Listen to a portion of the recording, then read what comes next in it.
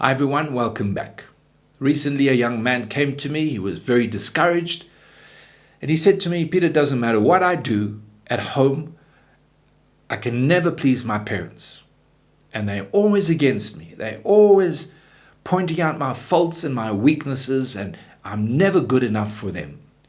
Now I knew the parents, and like all of us, they're not perfect, but I certainly know their heart for their son.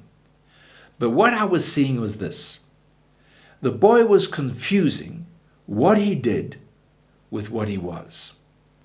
You see, when God calls us, He loved us even when we were still sinners. He still loves us. Now I'm a child of God. I try not to sin, but I fail. I try not to do bad things, but I fail. God is not against me, but God is longing and desiring for my lifestyle to change. In the same way, the parents are looking at the boy, they love him, they care for him, but there are things that he does or the way he works that needs correction, that needs input, it needs help. We must make the difference in our lives. Otherwise, we put other people under pressure, problems. We call them useless. We call them, you're always doing this, you never change, and so on.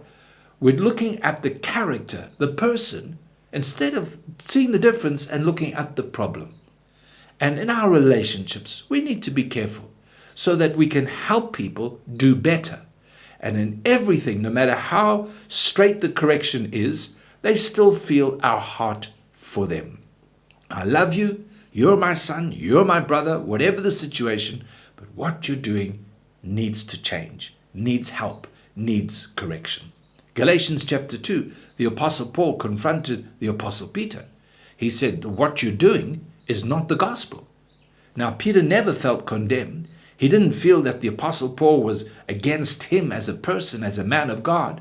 He saw this brother in love was trying to help him. That's the understanding that needs to prevail in all our relationships.